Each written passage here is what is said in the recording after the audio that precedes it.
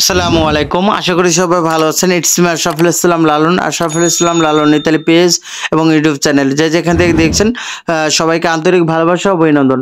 যারা ফেসবুকে থেকে দেখছেন ফেসবুক পেজটি লাইক ফলো শেয়ার দিয়ে এবং ইউটিউব চ্যানেলটি সাবস্ক্রাইব করে পাশে থাকুন। ধন্যবাদ।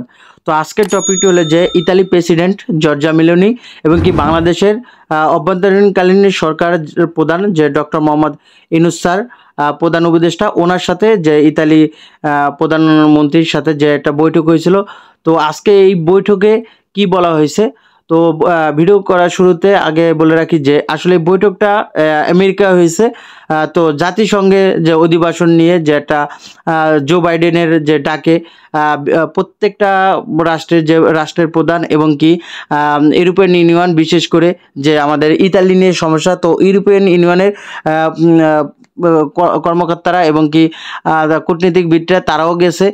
তো এই বিষয়টা নিয়ে আজকে ভিডিওটা। তো জর্জা মেলোনি এবং কি ডক্টর ইউনূস স্যারের যে বৈঠকটা, তো ওনারা ওইখানে বলা হয়েছিল যে জর্জা মেলোনি বলেছিল যে বৈঠকে রাষ্ট্রপতি মেলোনি বাংলাদেশের সংস্কার প্রতিক্রিয়ার প্রতি ইতালি সমর্থন এবং কি জনসংখ্যার সামাজিক ও অর্থনৈতিক অবস্থান উন্নতি মূল লক্ষ্য ব্যক্ত করে।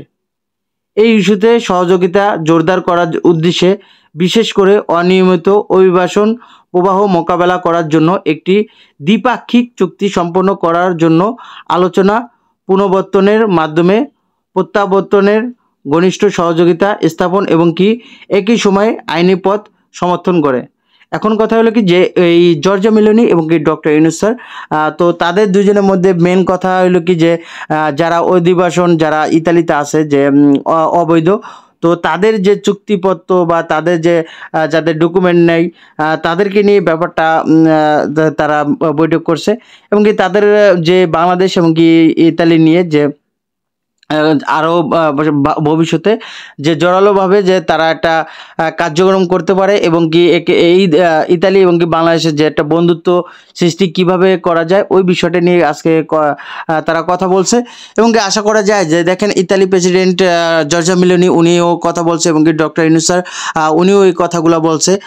তো আরেকটা কথা বলে রাখি যে আমি 24 তারিখে যে সন্ধ্যা 7টা বাজে যে গতকাল যে একটা ভিডিওটা ছাড়ছি, তো ওই ভিডিওটা যখন আমি তো আগেই জানি যে জর্জা মেলোনি অবশ্যই তার সাথে কথা বলবে এবং কি ইউরোপিয়ান ইউনিয়ন যেহেতু যাচ্ছে তো তাদের সাথেও এটা বৈঠক করবে।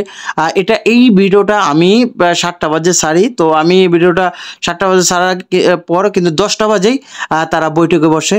যে তো 10টা বাজে তারা বৈঠক করে, তো 24 তারিখে রাত্রে।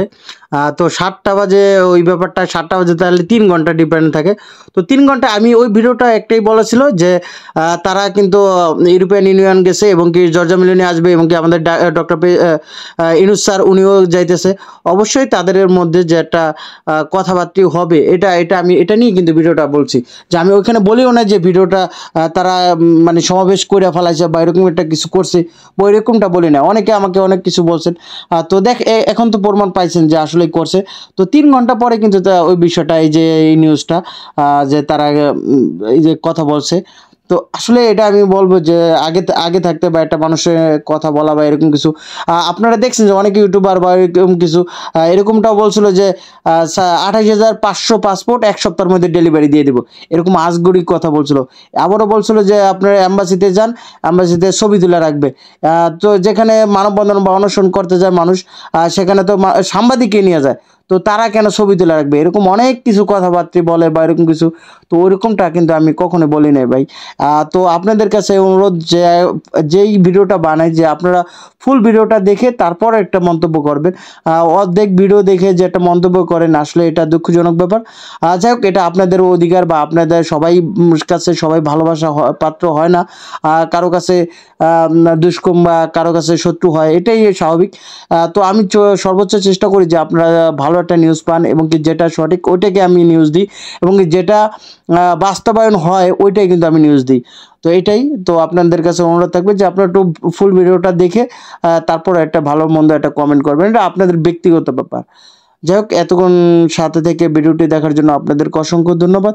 আপনারা সুস্থ থাকুন, ভালো থাকুন, আল্লাহ হাফেজ, আসসালামু আলাইকুম।